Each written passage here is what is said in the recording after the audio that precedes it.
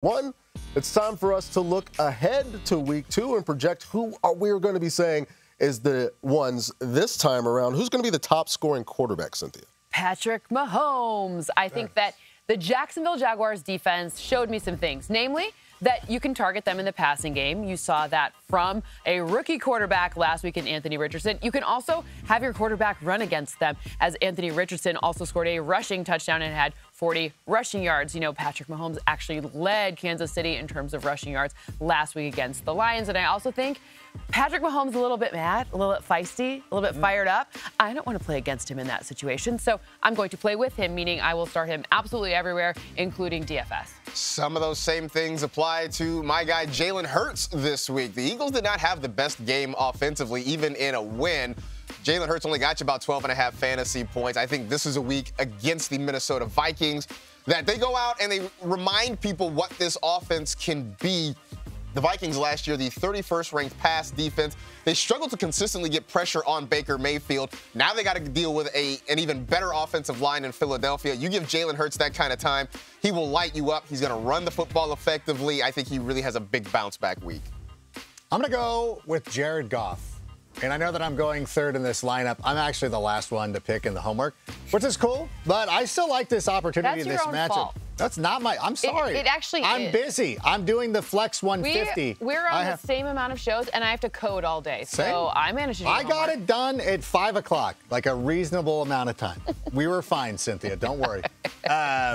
Don't try to take overtime, though. But in any event, that's a discussion for another day. Jared Goff, the last time he played the Seattle Seahawks, smoked them for 334 yards. And the Seahawks in week 1 got torched by Matthew Stafford. So I really do look for the Lions to continue what they did on the Thursday night opener and go out there and beat the Seahawks team and put up a lot of points. And speaking of Seattle, Angels won and knocked the Mariners out of the playoffs last night. There we go. It out there without Shohei. Just get it in there. I've got Lamar having a little bit of a bounce back game, a game that we didn't quite expect from Lamar Jackson, credited with a couple of fumbles. The Ravens lost one of them.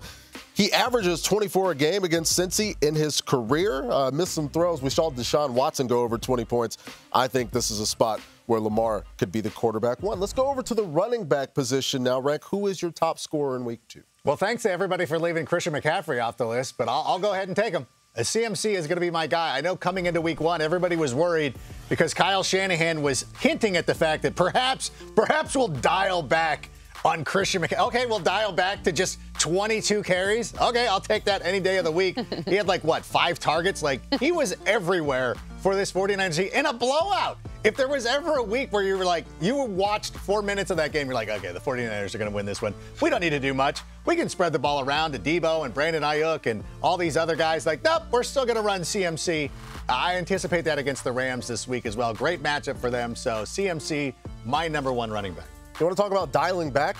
I am taking James Cook because after last night, Josh Allen YOLO Josh is done. No. We're not going to see YOLO Josh at least for a few weeks, especially the very next week on a short week after this game on Monday night where he had all of these turnovers. More James Cook, more checkdowns, more on-schedule offense. The only guy that had more targets than him, Stephon Diggs last night. Right. I mean, I like that. I love James Cook. I draft him in a lot of places. But I'm going to go with Derrick Henry because you talk about quarterbacks who were struggling. Ryan Tannehill wasn't exactly YOLO, but he wasn't exactly good either. And the Titans got out of what their identity is. They threw the ball 34 times. That's not who they want to be.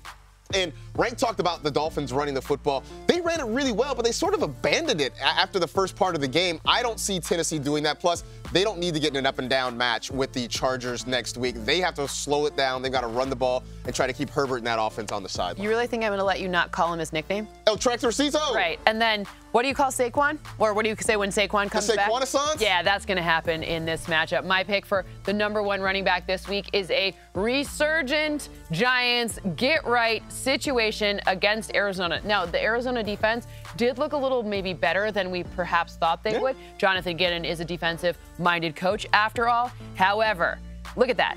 Do you think he's going to look sad like that any longer? No. Not. Do you think that weird special team things happen twice? Let's hope not, right? But I think as far as Saquon Barkley is concerned, you're going to see an absolute just volume workload going straight to him and him performing. I think there's going to be a lot of yards. Yaka, yako. Yaka, yako. As far as the wide receiver list, other than Tyreek Hill, a lot of surprises at the top. Who is your top wide receiver for week 2? I'm going with Amon-Ra St. Brown. And you heard Rank talk about Jared Goff and what he thinks Goff will do against the Seattle Seahawks. I don't know what the forecast is going to be in Detroit this weekend, but the sun god is going to be out, mostly because what we saw last week against the Seahawks, the Rams really targeted the middle of the field. Puka Nacua got a lot of opportunities there, so did Tutu Atwell. That's where Amon-Ra St. Brown lives. We know that Jared Goff likes to run that play action, get the ball over the middle on those in-breaking routes. We're going to see plenty of targets to 14 this week. I actually think he lives in Royal Oak. That'd be my guess. Oh, okay. As to where he really does live. Yeah, but look, Justin Jefferson. Yeah. That's going to be the #1 pick. I think that when I'm looking at Kirk Cousins' opportunity to really get this thing going in the right direction, that was kind of a strange loss that they had. I think his whole career was like encapsulated, like some untimely turnovers, some great passes. But this whole career, just like in one game last week against the Tampa Bay Bucks. But I think Justin Jefferson has a bounce-back week, especially, unfortunately, James Bradbury was injured in that last matchup. And I think that that is an opportunity for Justin Jefferson to just like, look at him. So angry right there. Go! He's angry. But that was a very much a Vikings game. It was. They won way too many one-score games last season, that it's now starting to come full circle, regression to the mean. And speaking of regression to the mean, let's have Ja'Marr Chase going back to being one of the top wide receivers in fantasy football. It was a tough go. And should he have come out and started, besmirching elves before this contest? Probably not. Like, that's something that you look back on in hindsight, you're like, yeah, maybe I shouldn't have done that. But I really do believe that even though it's a tougher matchup against the Baltimore Ravens, these AFC North games are always that kind of way. They are.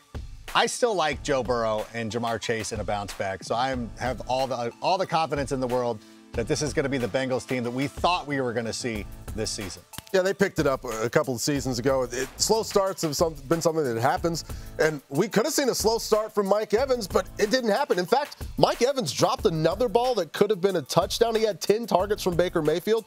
Remember the Bears giving up those 2 touchdowns to Romeo Doubs? One was a fade ball that Mike Evans would have caught at waist level. I expect big things from Mike Evans in this matchup, and we're expecting a lot of things, especially from some guys. Rank mentioned Ja'Marr Chase that had slow starts in week 1. It's okay. Yeah. It's a long season. We got a long way to go until you're crowning your fantasy champion. More to come here on NFL Fantasy.